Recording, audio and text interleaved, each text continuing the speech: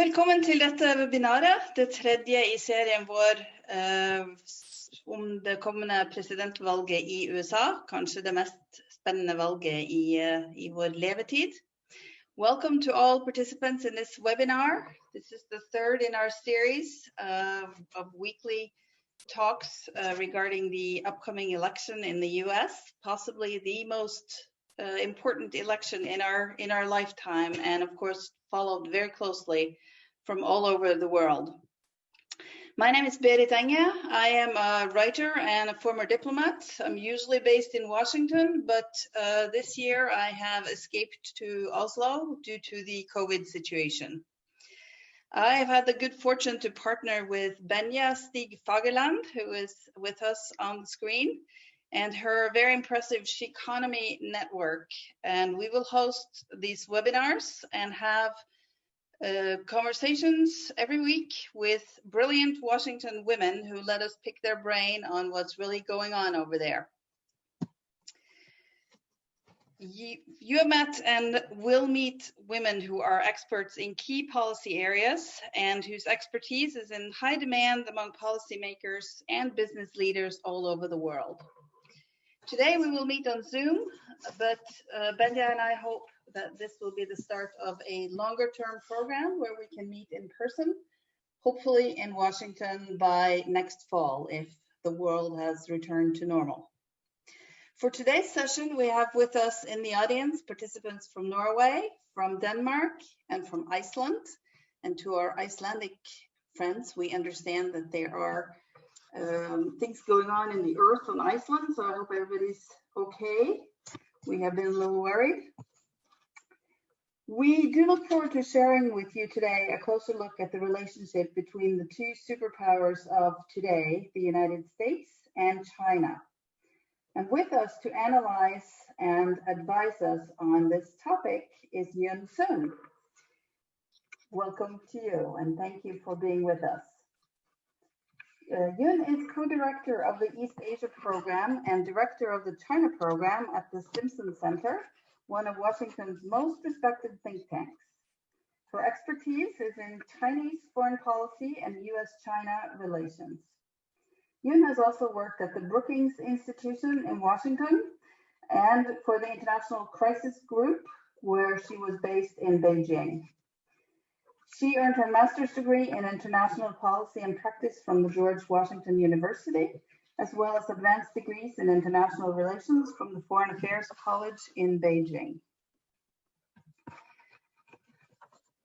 A few years ago, when I was working at the Norwegian Embassy in Washington and complicated China issues landed on my desk, there was one person I always could trust to give me the scoop on what was really going on.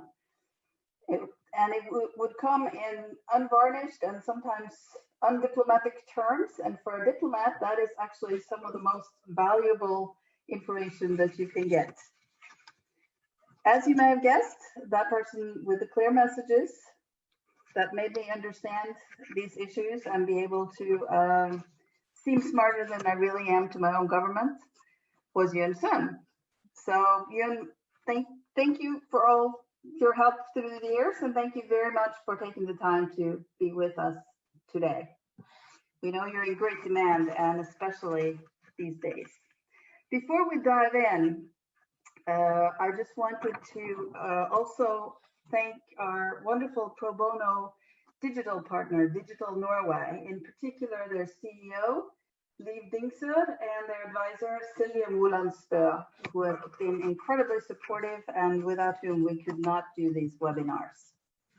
Let me also add that today's webinar will be on the record, it will be taped, and it will be available on the SHEconomy website later for those who could not join us at this time today.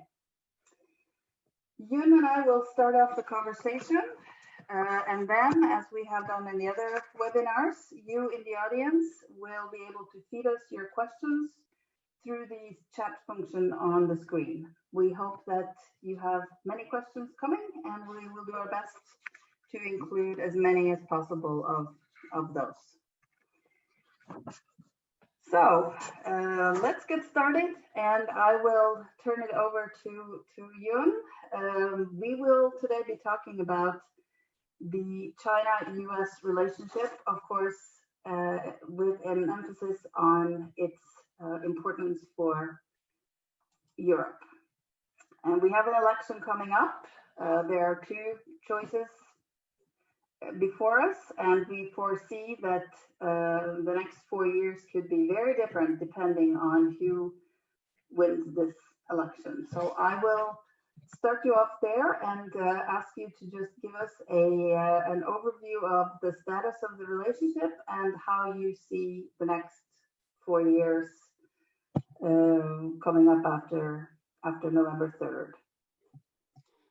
Thank you, Barrett. Thank you so much for your friendship all these years. I think we first met probably back in 2011, so it has been quite a while. And I always miss our very interesting and thought-provoking conversations when you were based in Washington. And I'm very glad to be able to continue that conversation here on a different platform, and truly honored to be speaking to SHEconomy, because I think this is the first time I'm speaking to a whole women group and whole women organization. So this is quite new for me. Thank you so much for the opportunity. So I was asked to talk about the U.S.-China relations ahead of the election and what does the election really means. Of course, a lot will depend on who wins the election. And although we are only days away, basically 2 weeks away from the election itself, I think there's still no confirmed answer as for who will win. It seems that some polling data suggests that Biden has an advantage, has a lead. But given how quickly things change here in the U.S. politics, I think nobody can say for sure that this will be definitely be the result. So what is more certain in this uncertain environment and on this unpredictable issue, I think it's China's evolving preference. So between U.S. and China, although we don't know what will happen after the November 3rd election this year, on the U.S. side, I think the Chinese preference and the Chinese position is relatively clear. So I thought that maybe we can start there and see how the Chinese are looking at the election. Because if people remember back in the summer, the U.S. intelligence community did have a judgment that China prefers Biden to win while Russia prefers Trump to be reelected. So that I think is an interesting issue to look into. If China prefers Biden, why does China prefer Biden? Although despite the fact that there is a bipartisan consensus here in the United States about China being the biggest national security threat to the US. So to begin with, I will put it this way. China's preference for the next US president has been evolving. It has not been static. So by the end of 2019 and early 2020, the Chinese policy community clearly preferred a second term by Trump. And there are 5 systematic reasons for that preference. The first one is what people usually talk about, that Trump has done damage to American leadership and status globally, and that is seen as a blessing to China.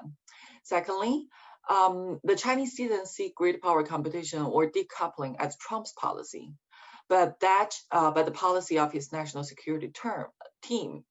So actually for the Chinese at different events, Trump was seen as a stabilizing force and holding the hawks back, especially on the issue of Taiwan. 3, Xi Jinping also enjoys this peer status that Trump has extended to him, which has boosted Xi Jinping's domestic authority when the US president recognized Xi Jinping as a good friend, a brilliant leader, and a great man. So Xi Jinping personally enjoys that very much.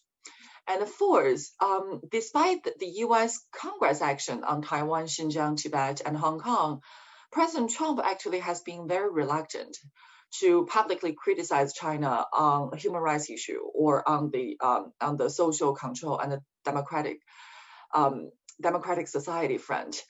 So we all know that the US criticism on China's political system has always been regarded as a challenge to the Chinese Communist Party's legitimacy. So Trump's willingness to refrain from those issues is also seen as great news for Beijing. Last but not least, Beijing saw that Trump is transactional by nature. And by the end of the day, the Chinese see that Trump basically wants good trade deals. So the Chinese logic is that then the pacification of Trump is possible. However, what has changed between the beginning of this year to now is apparently COVID-19. How does COVID-19 change the Chinese perception of Trump? And here's the logic, and here's what happened. Trump's China policy since the COVID-19 fundamentally changed the Chinese calculations because COVID-19 disrupted Trump's original strategy for re-election, as it undermined very quickly his economic achievements and created a public health crisis. So as revealed by the April GOP Republican Party election strategy memo, blaming China for these failures, these domestic failures, became a policy. So in the Chinese view, although China should carry some responsibility for the early mismanagement of the pandemic, the US systematic failure to deal with the disease after March is hardly China's fault. Therefore, for the Chinese, the rapid deterioration and unprecedented political clashes between US and China are by design Trump's strategy to divert the American public attention and shift blames. The broader observation the Chinese draw from that is that when Trump encounters unexpected domestic duress, he became quite unstable and loses a sense of rationality and the basic rules of engagement. So that would create massive unpredictability and uncertainty in the event of future potential crisis between the two countries. So how do the Chinese view Biden, and how is Biden different? I think the most important issue is perhaps that the Chinese see Biden's vision and his foreign policy framework as vastly different from Trump. For example, China will be one of the issues that Biden will prioritize, but Biden's national security is not going to be wholly focused or based on China as a singular threat. So in that sense, I think the Chinese see that Biden will return to the liberal tradition of the US foreign policy. This is particularly true for the relations between US and international organizations, including multilateral trade mechanisms such as TPP and WTO. While Trump has followed a strategy of exit and US has withdrawn from multiple international organizations, the Chinese believe that Biden is inclined to return, including his stated commitment to return to the Paris Agreement and WHO. So these, in the Chinese view, will refocus the competition between US and China back to norms, rules, and the international systems, and as well as the soft power influence, rather than the current overwhelming focus on trade and hard national power. The second difference that the Chinese see about Biden is that they see that Biden is a more traditional, experienced and rule-abiding career statesman. So unlike Trump, he's a career politician. So he is expected to be predictable and follow the basic rules of engagement in international relations. So based on his experience as vice president and the composition of his foreign policy team, the Chinese believe that Biden will most likely restore the new liberalism, multilateralism, and globalism tradition prevalent during the previous Democratic administrations. In addition, because of the Democrats' conviction and commitment to international norms, Biden is expected to expect the rules, norms, and alliances and the international system. So that means that Biden's foreign policy style and approaches are also going to be different from Trump, except for the substantive differences. Last but not least, the Chinese see that Biden's priority issues will also be different from Trump. While trade is Trump's top priority and the most contentious issue with China since 2017, Biden is expected to have a long list of issues where China's cooperation will be sought after by the US, such as on climate change, nuclear non-proliferation issues such as North Korea, Iran, and global governance. So I think there is a very clear sense in China that once these cooperation issues re-emerge as priorities, they will offer China more leverage to counter or balance US policies in other arenas through what they call the issue linkage. Of course, the Chinese also expect certain negatives from Biden in terms of US-China policy. They do see that Biden is expected to rely on a coalition-based collective approach to counter the China's threat. So Biden is expected to push China back in China's expansion of regional and global influence. The repair of ties with allies and reassertion of American alliances could deepen China's isolation in the region. And as a result, China could face the expansion of the anti-China coalition, not only in military terms, but also in terms of politics, economics, regional frameworks, rules, and norms. So in addition, President Biden is also expected to resume the Democratic Party's longstanding criticism on China's domestic politics and human rights issues, an area that Trump has mostly avoided. So these concerns, I think they do exist, but they do not negate the fact that China still sees Biden as a stabilizing figure.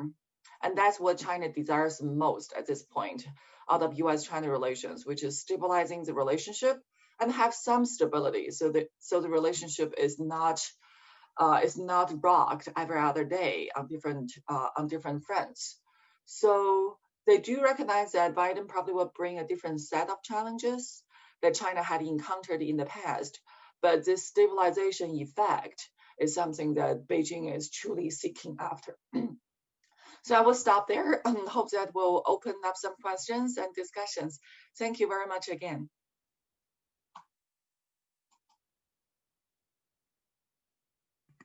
I think first of all, I need to learn how to open up my mic.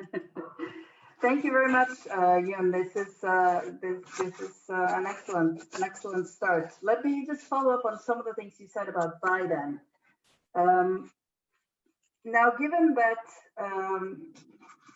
most of Europe, I think it's not a secret what most of Europe hopes for in this, when it comes to outcome of this election. And Biden will, as you're saying, he will be going in different directions on China and have a broader China policy. Yet in the U.S., there are very strong currents of anti-China sentiment, not least on trade. But we've also seen some of these sentiments come out in other areas. And my feeling is that politically in the U.S., Biden will be constrained by some of these currents. As in so many other areas, we've seen that Trump is a symbol of something, and he has been able to ride political waves. But those waves will still be there, even though someone else might win the election. So I guess my question would be, how much wiggle room would Biden have?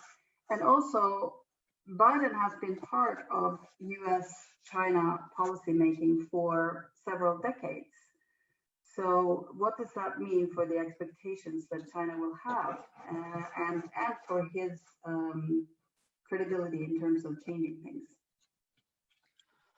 Well, those are great questions, Barrett, as always. I think if we look at the Chinese expectations, the expectation is very difficult to be any lower, especially after what they have encountered this year, this repeated efforts to punish China and push China back in different fields. I remember that back in June and July, almost every week there was something announced that's targeting China, on South China Sea, sanctions on Chinese companies, sanctions on Chinese news agencies. So I think for the Chinese, the bar is really not very high for the stabilization of U.S.-China relations. On that, I think the Chinese are equally prepared for a re-election by President Trump. And what that probably will indicate is that the current trend of decoupling and the current trend of this great power competition will indeed deepen in the next 4 years. And if the new Cold War, which has been criticized by a lot of people so far as not a good comparison. If the new Cold War is not yet a reality, then maybe during the next Trump administration, it will become a reality. So I think compared to what the Chinese have experienced so far under the Trump administration, I think they're hoping for stability and stabilization, although the bar for the U.S.-China relations is not very high. So it's also a good question that to what extent that Biden will be constrained. I think on a lot of issues, there's still the U.S. Congress, and the Congress view of China as a national security threat is unprecedentedly high.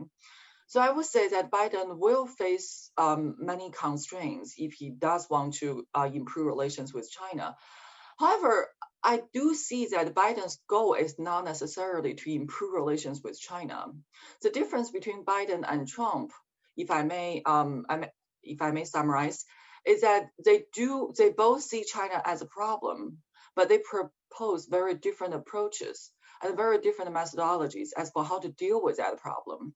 So Trump teams is more confrontational, that we call a spade, that we do not see cooperation with China, especially not at the cost of our other issues. We don't give China the leverage. We will push China into a corner and force China to improve its behavior. So that's one approach. But I think the Biden approach will be more coalition-based, that it's not just about U.S., and U.S. will not act alone. U.S. will align its positions with its partners and allies in order to form a broader rule-based coalition to immerse China in the international norms and force China to shape China's behavior instead of using the direct confrontational approach. So I think in that sense, if we look at the differences, I don't think Biden necessarily identified China as America's great friend, but how to deal with the rising power and how to incorporate the revisionist power into a hegemonic system.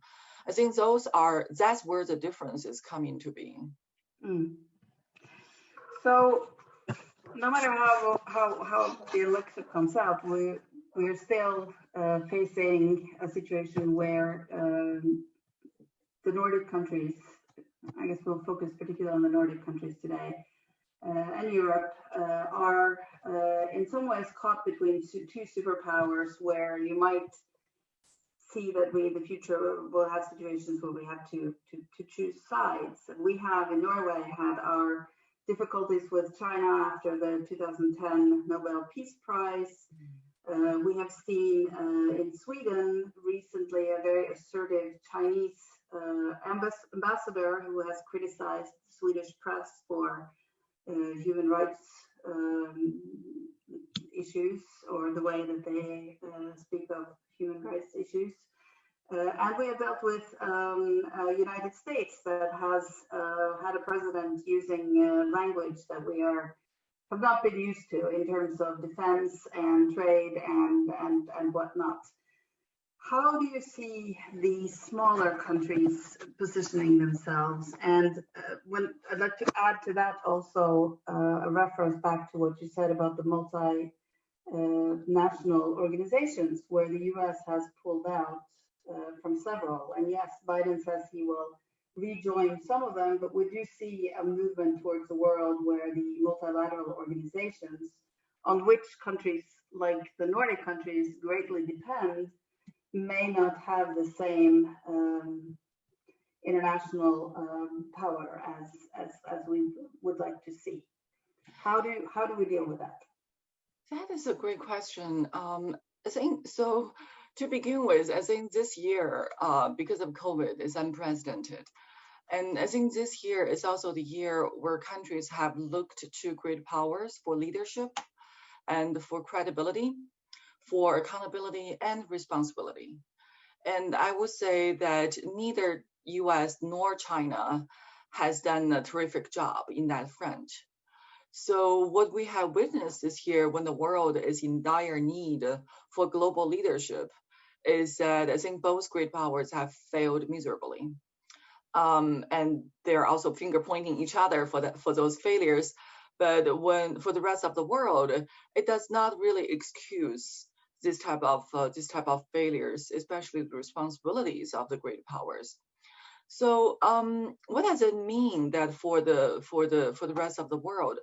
I think what we are seeing is that there is a potential for a third pole in this world, and people have talked about it as Europe, as a lot of countries in Asia, that countries do not necessarily see either U.S. or China as eligible to carry that leadership position. And while these two great powers are competing with each other, and using a nick term that mimicking what Michelle Obama used to say. Michelle Obama used to say that when they go low, we go high. So what we saw this year is between US and China is that when they go low, we go lower, and we all go low.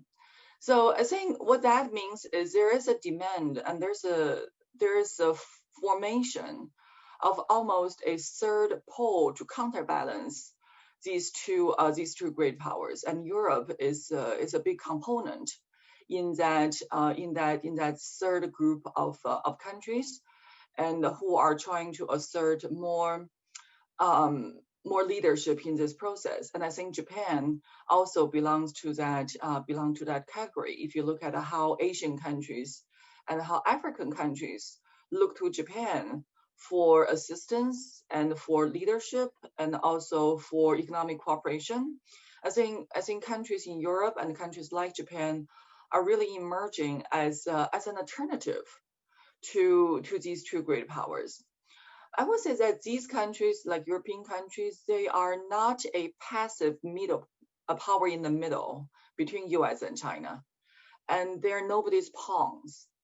So the hope is that these countries will be more actively participate in the shaping and the creation of the future world order instead of leaving everything to the great powers. Because if we let US and China take charge, then I think we are heading into a Cold War. And the rest of the world probably at that point will be forced to choose that either you are on the Chinese side or you're on the American side. But I do think that there is a room for maneuver for other countries to counterbalance those geopolitical instinct of the great powers and to form a different counterbalancing force to prevent that from happening.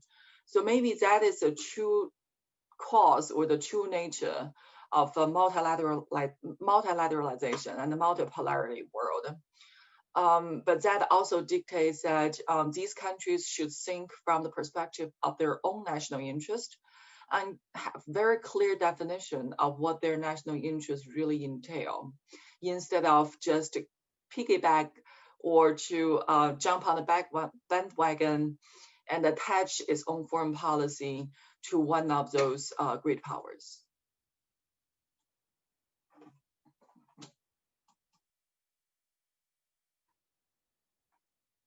Barrett, I think you are muted. I need to learn this. Right now we're dealing with two presidents that are, on the one hand, saying America first. On the other side, I guess it's fair to say it's China first. How does China see its role in the multilateral organizations?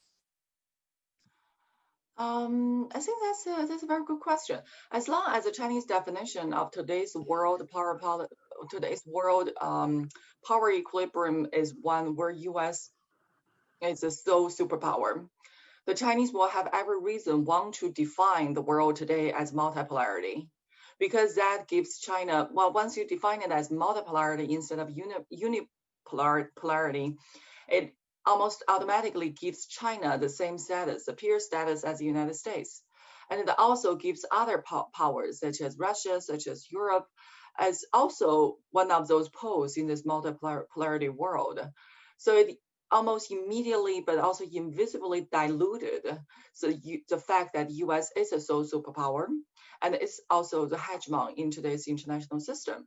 So I think the Chinese adherence to the multipolar world or multilateralism originates from their definition or from their very clear understanding that U.S. is a sole superpower in the world today. And therefore, for the Chinese, multilateral organizations such as international organizations like UN or organizations like WTO, they are channels and they are platforms where China sees that U.S. superpower will be checked, because these are multilateral platforms. So anyone participating in these organizations will have to abide by its rules. And also by the definition, the multilateral organizations have the effect of equalizing among its members. So U.S. ability to play a superpower role or to dictate the behaviors or the actions of the international communities through these organizations is significantly limited and constrained by its rules and by the fact that every member is unequal. So I think for China, China has identified that these multilateral organizations as great platforms to constrain US power. It is much better a way for China to pursue its national interest rather than letting US doing whatever it wants outside the scope of these organizations. So I think the Chinese has done a very active job in the past several years to rally support from developing countries of China at these international organizations. And using UN as an example, China is a member of P5, but China has also very adept and skillful in utilizing a different leverages, economic and political, to get developing countries to vote with China instead of against China. So that has led to the expansion of the Chinese influence at international organizations.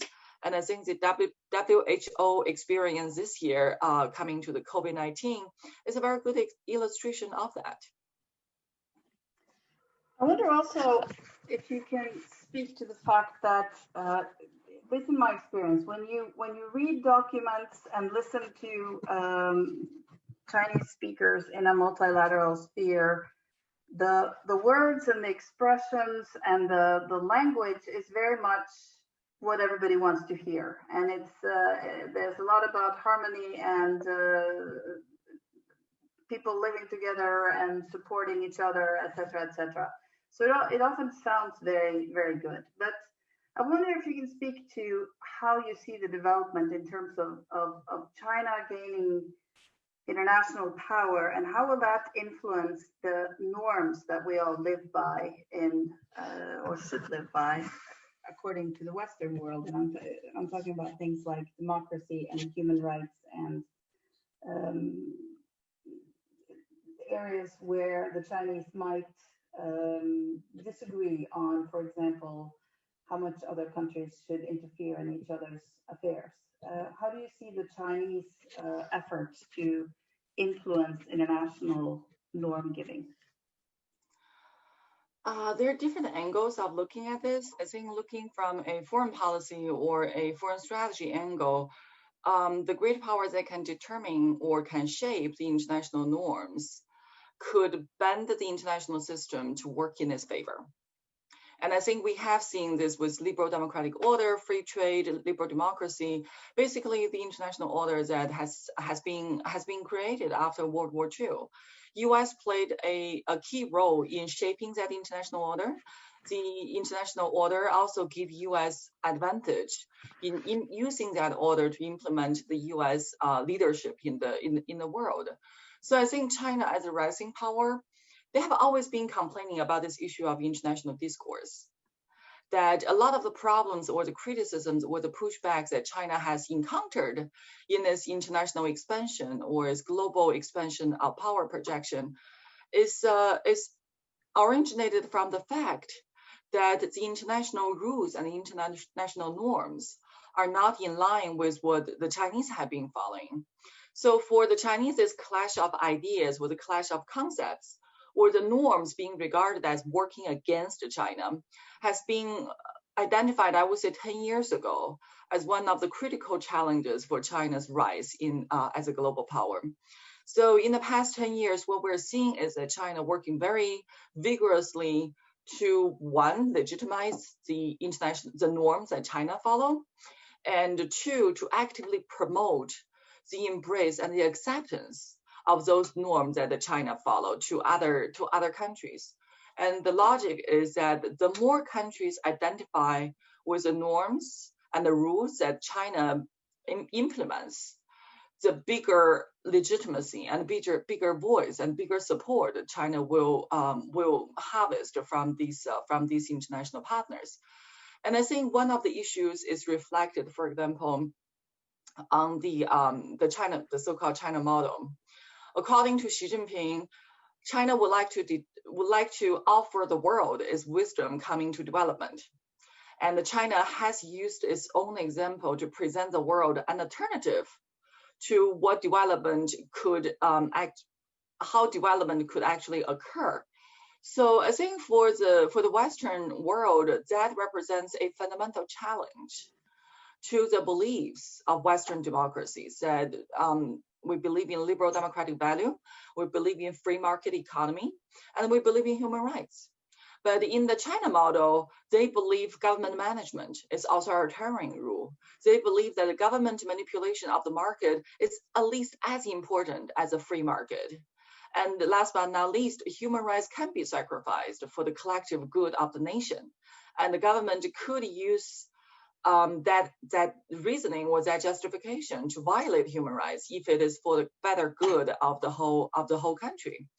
So I think what the Chinese has been promoting in this sense is a much bigger challenge than what we just see out of the Chinese commodities or the Chinese workers or the Chinese infrastructure projects, because they do represent a fundamentally different way of being from the Western democracies. And I think that's also why the United States has identified the China threat or the China challenge as a fundamental one, because ideologically, the Chinese are pushing for an alternative international order, an alternative domestic governance model that is fundamentally the opposite to what US believes in. And that's how this competition is elevated to the level of a Cold War, because there is an ideological aspect to it. And some would argue, and I mostly agree, that this ideological contest is really the fundamental differences, was the fundamental origin of this great power competition. I guess with what we've seen in the COVID pandemic, I would imagine that many in China would point to the US and say that the Chinese system has certain advantages when it comes to controlling something like that, for example.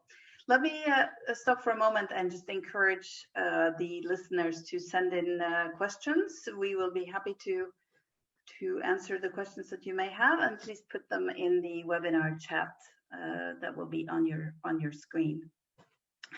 Yun, I know that you are also a very popular speaker in the business communities around the world, and that you often are called on to give advice to businesses that work with China.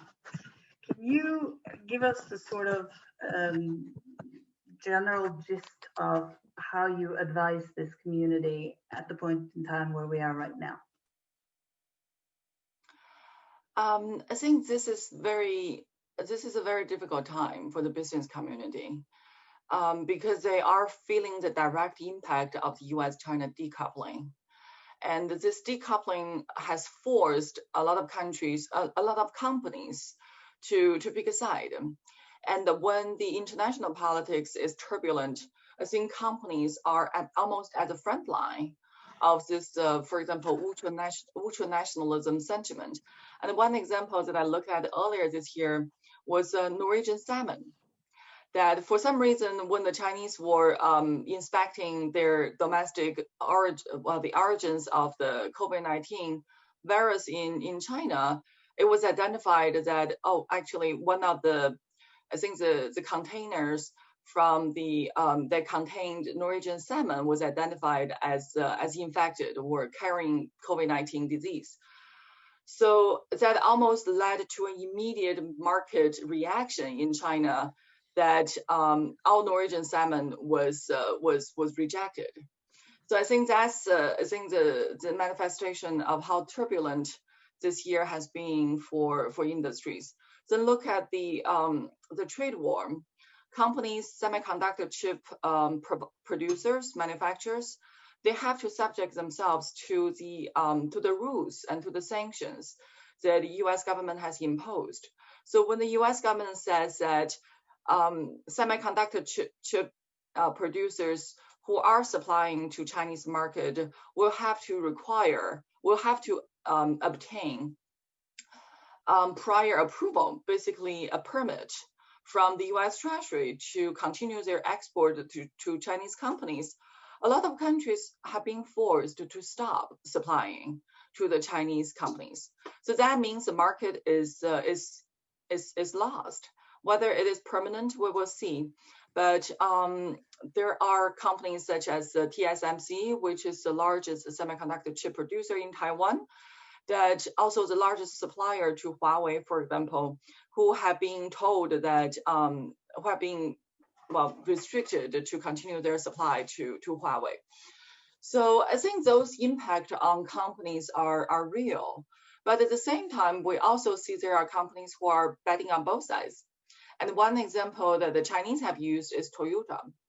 That Toyota is hedging between US and China. So it is making investment in both US to set up factories and also making investment in China to set up research and development centers.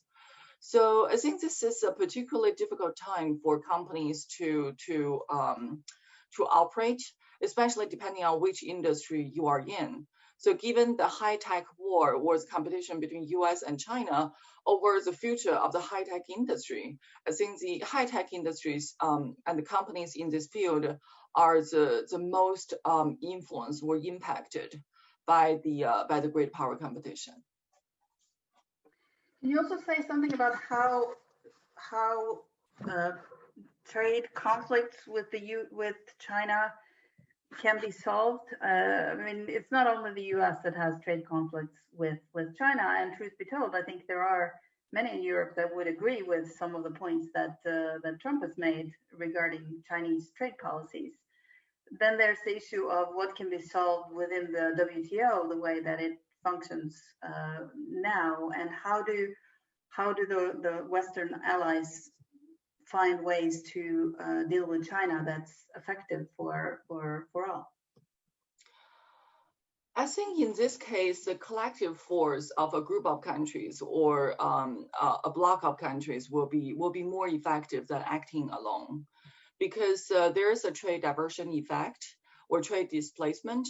When, for example, when the U.S.-China trade war has led to less import from China to the United States, it does not necessarily mean that these imports are necessarily translated into jobs in the United States. Sometimes they have been transferred to Southeast Asian countries. So U.S. is still suffering from the same trade deficit, but just from a different partner or different trading partner.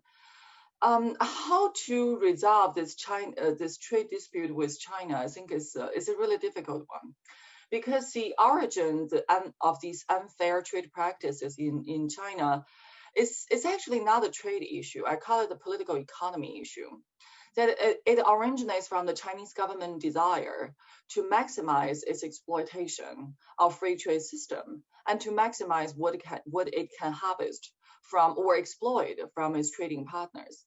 And why is that? I think partially is because the Chinese Communist Party's legitimacy is based on performance.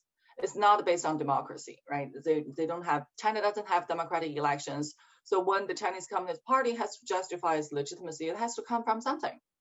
So these trade policies that favor Chinese domestic industries will create unfair advantages for the Chinese producers. So that's part of the Chinese Communist Party's internal legitimization process.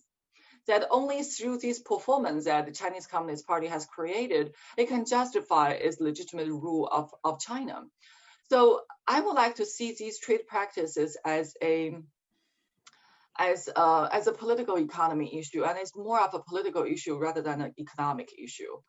So if that is the answer, then the implication of that is not very pleasant, because it means that as long as China's political system doesn't change, then this imbalance with the economic relations is not going to change.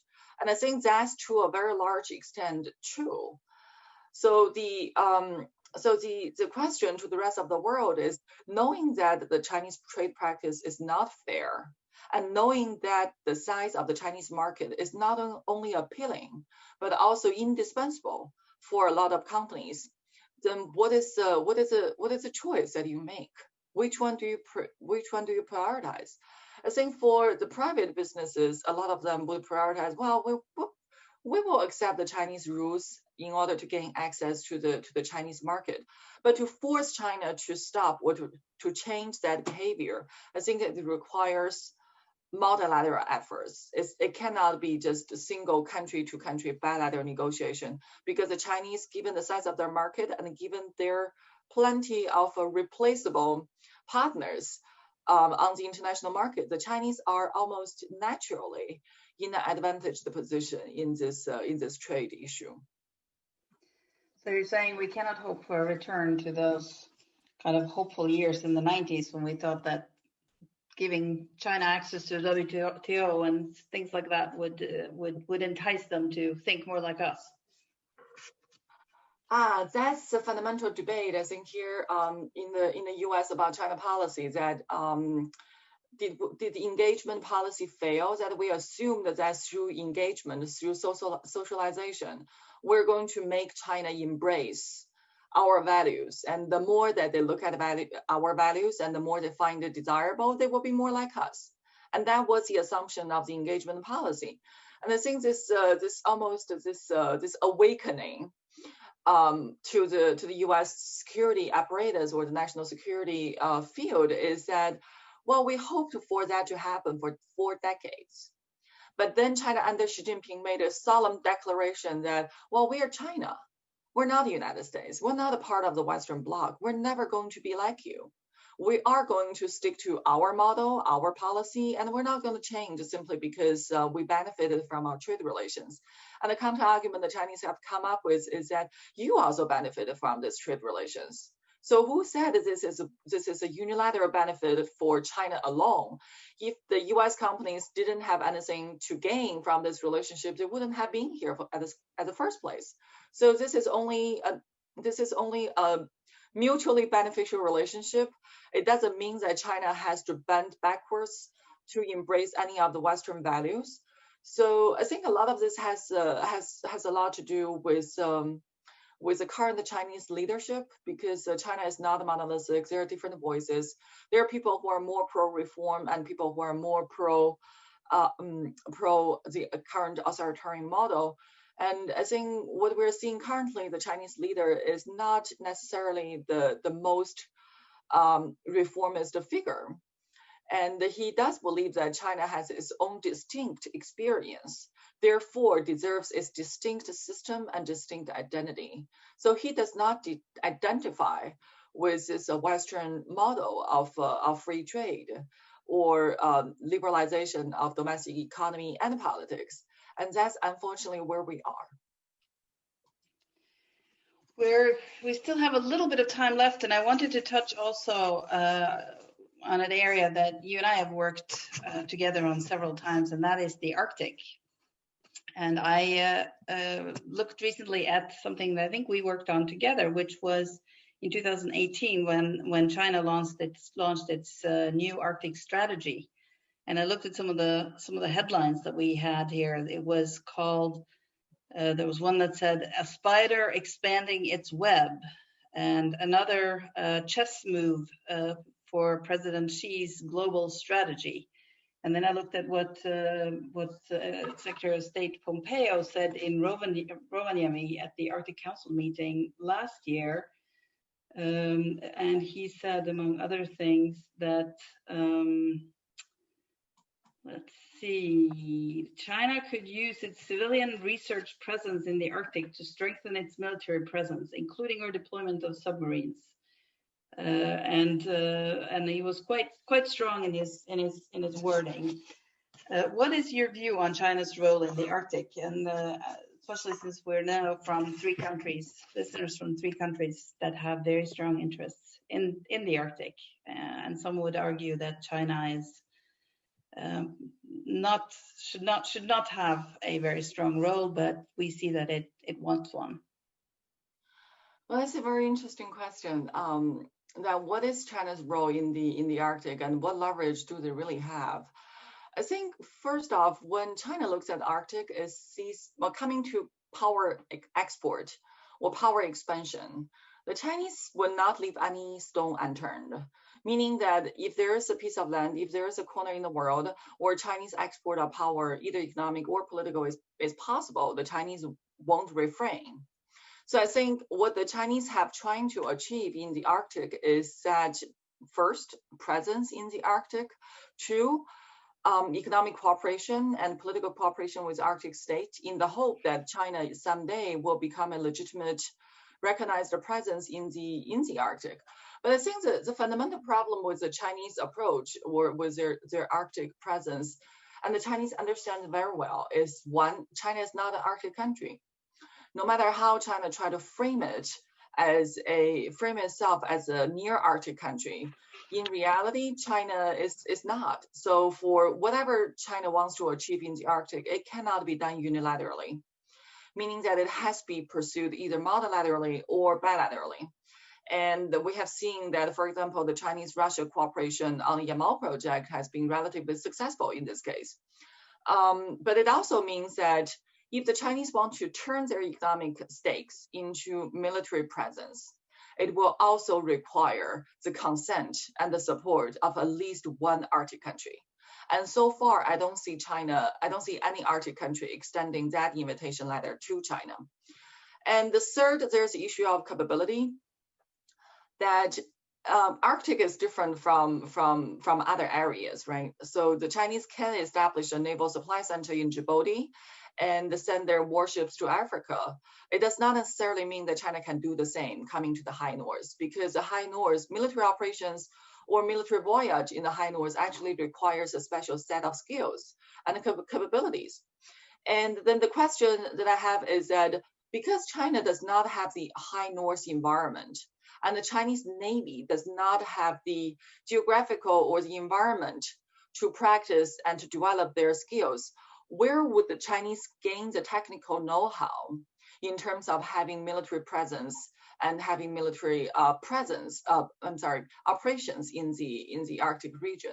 So I think on that, people are probably looking more at what China might do in the future, but not what China can do in the Arctic. So I think on that issue, the possibility question is not as important as the capability question. And last but not least, I think the argument that that China will use the same economic-led approach in the Arctic is misplaced in the case of Arctic, because China was able to use its financing or infrastructure projects to open doors to political influence and military presence in Africa and in South Asia, because those countries, those recipient countries, they are in an extremely weak negotiation position coming to international financing. But in comparison, I wouldn't say that the Arctic countries suffer the same vulnerability. Arctic countries are not as poor or desperate as African countries are for Chinese financing. So in this case, the most lucrative and most useful leverage that China has been using in that model, which is Chinese capital and the Chinese economic resources, is not necessarily applicable in the Arctic case. So I would say that the Chinese bottom line on the Arctic is that if there's anything that we can get our hands on, we won't miss it. We are not going to let it go. But it doesn't mean that they have a very solid foundation to pursue the same set of policy goals in the Arctic as they have done in other parts of the developing world. Well, we're approaching the end of our time here, but let me ask you one last question, and to the audience, if you have a question, a burning question that you'd like to ask Yun, this is your chance. If we get back online with you in 4 years, who knows what kind of technology we'll have to be able to speak to each other at that point. But if we're back on something Zoom-like in 4 years, where do you expect the U.S.-China relationship to be? Well, one, it really depends on who wins in the November election. I think we are looking at two very different directions and very different futures of U.S.-China relations. But I think because the Chinese probably will have more consistency in their leadership, assuming that Xi Jinping, he is going to stay on in China after 2022. So after the 20th Party Congress, he's going to stay on for another term. So I think that if Xi Jinping does not reconsider his current approach to the world, I think Chinese diplomacy and China's international status is going to encounter even more obstacles than what it has encountered in 2020 in the year of COVID-19. So I think the hope is that the international pushback will help China to reconsider its approach and to moderate its current approach. But with Xi Jinping, people do question whether that is feasible. So I think for the U.S.-China relations question, it really takes two to dance. So it depends on how the U.S. perceives China. It also depends on how China perceives the United States. But I think one thing is for sure, this fundamental clash of ideas, or the fundamental clash of the desired endgame almost between U.S. and China, I would say is quite irreconcilable at this point. So unless the both great powers, and perhaps with the help of Europe or the mediation by Europe, could come up with a third alternative, which includes genuine coexistence and peaceful coexistence, and a genuine desire to use dialogues and negotiations to resolve their differences, we probably will see more turbulence down the road. Well, with that cheerful note. On that hopeful note. Well, thank you very much for sharing your insights with us. We very much appreciate it. I think these are key issues that will be so important, both where you are based and where we are based. And we hope that next year we'll be able to meet you in person. And we thank you again, and wish you all the best in your coming work. And to those of you listening in, I hope that you will join us again next week on Thursday, where Kim Welle will talk about the importance of who actually gets to vote in this presidential election. So that will be next Thursday, also at 3 p.m. Norway time, 9 a.m. Washington time. So thanks again to Yun Sun. Thank you very much to all of you listening in, and have a good rest of your day. Bye-bye.